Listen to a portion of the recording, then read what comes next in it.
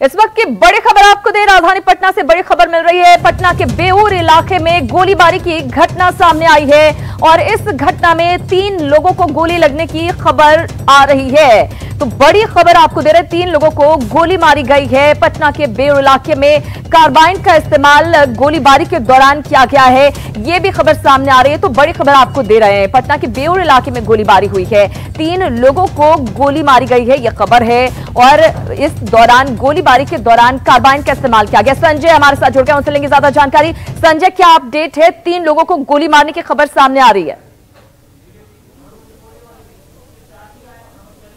निश्चित तौर पर श्रीनंदा, राजधानी पटना से अभी तक की सबसे बड़ी खबर है।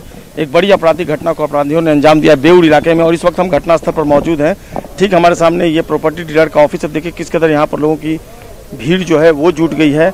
कई थानों की पुलिस टीम यहाँ पहुँच गई है, लोगों का हुजूम भी है यहाँ पर और एक बाइक है यहाँ पर। अब मोस्ट प्रोबेबली ये बाइक अपराधियों की बताई जा रही है। फिलहाल मामला ये छानबीन का है। यही वो बाइक है जिसके बारे में लोग जो है वो बता रहे हैं कि ये बाइक जो है ये अपराधियों की बाइक है। अभी फिलहाल पुलिस इसे संदिग्ध मान रही है, ये छानबीन का मामला हो सकता है। लेकिन देखिए ये तो तस्वीर है, मैं आपको दिखाना चाहूँगा। ये प्रॉपर्टी डीलर का ऑफिस है। तमाम जो पुलिस अधिकारी हैं वो यहाँ पर पहुँच गए हैं। कई थानों की फुलवारी डीएसपी भी यहाँ पहुँच गए हैं और ये प्रॉपर्टी डीलर का ऑफिस है जहां पर इतनी बड़ी घटना को दिन दहाड़े अपराधियों ने अंजाम दिया। 3 लोगों को गोली लगने की बात सामने आई है और निश्चित तौर पर एक बड़ी घटना इस लिहाज से कि दिन दहाड़े अगर राजधानी पटना में प्रॉपर्टी डीलर के ऑफिस में अपराधी बेखौफ होकर आपराधिक घटना को अंजाम देते हैं तो कई सवाल खड़ा होना लाजमी है। आप देख सकते हैं इस वक्त मैं आपको ये एक्सक्लूसिव तस्वीर दिखा रहा हूँ। प्रॉपर्टी डीलर का ये ऑफिस है और ठीक इसके अंदर में भी लोग बैठे हुए थे। ये आप देख रहे होंगे जो ग्लासेज हैं वो यहाँ पर टूट गए हैं फायरिंग की वजह से। कहा यह जा रहा है कि कार्बाइन को यूज किया गया था। चप्पल वगैरह जो है ये अब किसका है फिलहाल संजय, दरअसल पूरा मामला क्या था बाहर से ही हम आपको दूसरी तस्वीरें दिखाने के अंदर भी कांच बिखरे पड़े हैं। घटना को अंजाम दिया गया है और जिन लोगों को गोली लगी उनकी स्थिति अभी कैसी है, कौन लोग थे, उन सभी के नाम सामने आ गए हैं? जी बिल्कुल, देखिए जो लोग हैं वो जो इंजर्ड हुए इस पूरे घटनाक्रम में वो प्रॉपर्टी डीलर बताए जा रहे हैं और फिलहाल फुलवारी डीएसपी जो है संजय पांडे वो मौके पर पहुंच गए। पूरे मामले की छानबीन जारी है। क्या लड़के का नहीं ना गाड़ी है? क्या घटना हुई? हाँ बता दो मिनट बता दो। नहीं, सूचना आई है करीब घंटा पहले यहाँ पे गोली चली है, गोलीबारी हुई है। इसमें कुछ लोग जख्मी हैं, जख्मियों को अस्पताल ले जाया गया इलाज के लिए और हम लोग लगातार प्रयास कर रहे हैं, उद्भेदन की दिशा में आगे बढ़ रहे हैं हम लोग। ये 2 तरह की बातें आ रही हैं। कार्बाइन चली है, पिस्टल चली है, चूंकि वो तो टेक्निकल चीजें हैं और हमारे पास पर्याप्त आधार है जानने का। हम कोशिश कर रहे हैं। क्या कर रहे हैं आप लोग?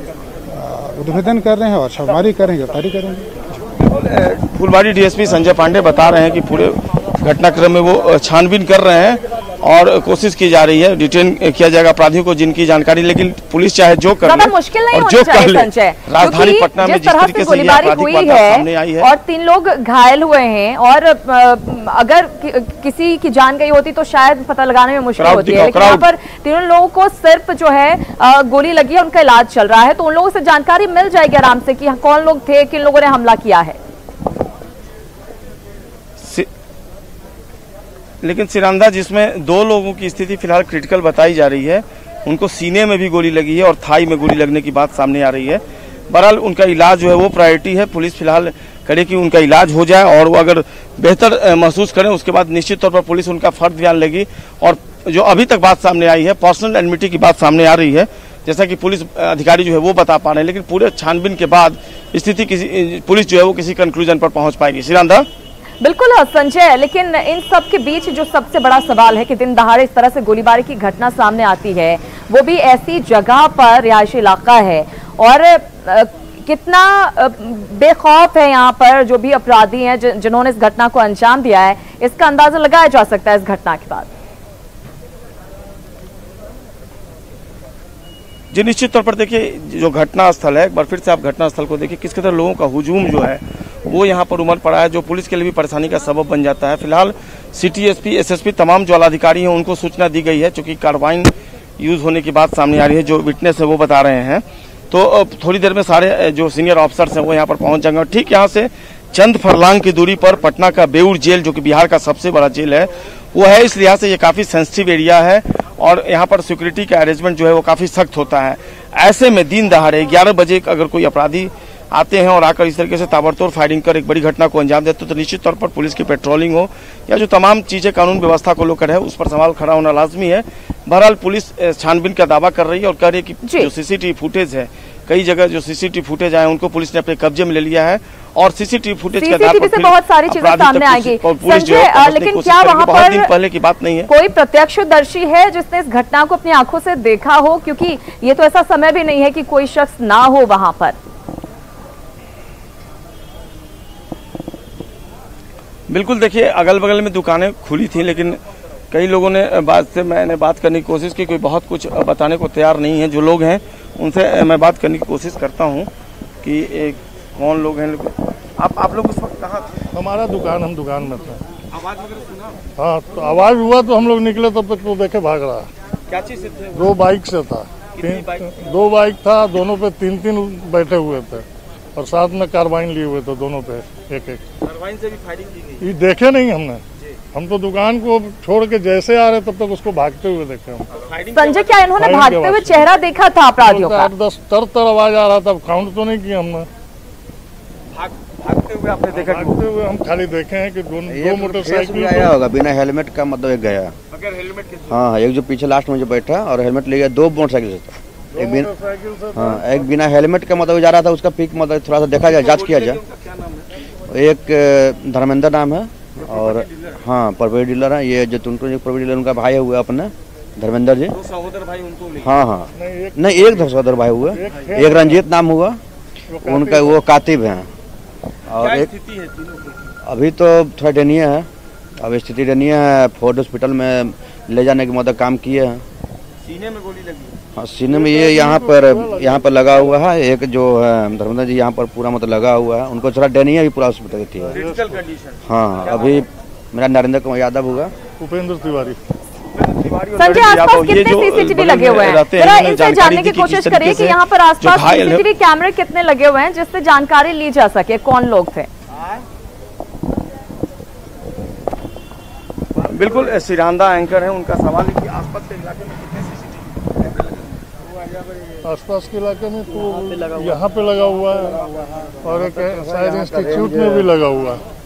अगल बगल के इलाकों की अगर सिरांदा बात करें तो 3 से 4 सीसीटीवी कैमरे जो हैं वो नजर आ रहे हैं। ठीक हमारे सामने भी सीसीटीवी कैमरा है जो बता रहे हैं वीरेंद्र तिवारी जो स्थानीय दुकानदार है, वो बता रहे हैं कि बगल में भी सीसीटीवी कैमरा जो है वो लगा हुआ। और निश्चित तौर पर यही सीसीटीवी कैमरा तुरुप का पत्ता साबित होगा पुलिस के लिए, अगर पुलिस सही ढंग से इन्वेस्टिगेशन करे। चूंकि महज 1-1.5 महीने पहले पंजाब नेशनल बैंक में लूट की बड़ी वारदात को अंजाम दिया था। एक सीसीटीवी कैमरा आप देख रहे होंगे, पिंक कलर का जो मकान है ठीक उसके नीचे एक सीसीटीवी कैमरा नजर आ रहा है और ठीक घटनास्थल को वो कवर किए हुए होगा और शायद पुलिस के लिए ये एक बेहद महत्वपूर्ण। लेकिन आखिर ऐसा क्यों है कि बेऊर के इलाके में इस तरह की घटनाएं आम हो गई हैं? हमेशा इस तरह की घटनाएं आती रहती हैं।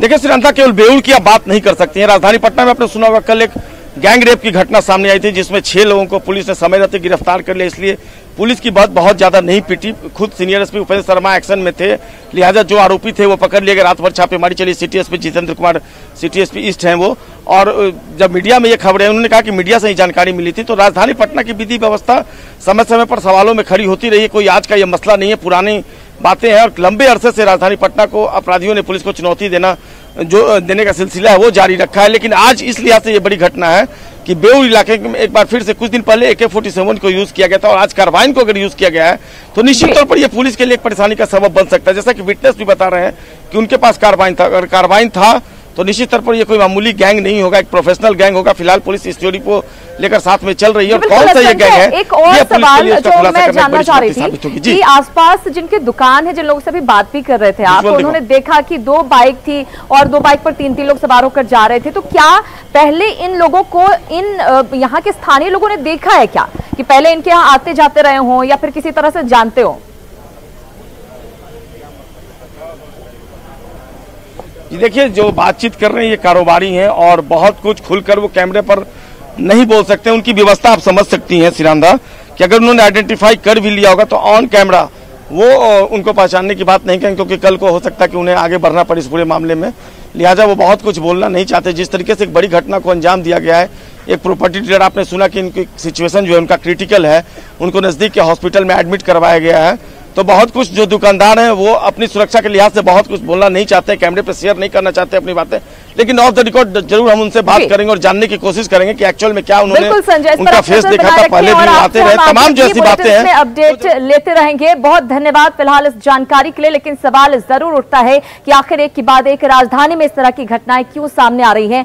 क्या लोगों के मन में, अपराधियों के मन में क्या पुलिस का खौफ नहीं है? चलिए इसी के साथ इस बुलेटिन में फिलहाल इतना ही, लेकिन न्यूज़ 18 बिहार झारखंड पर खबरों का सिलसिला लगातार जारी।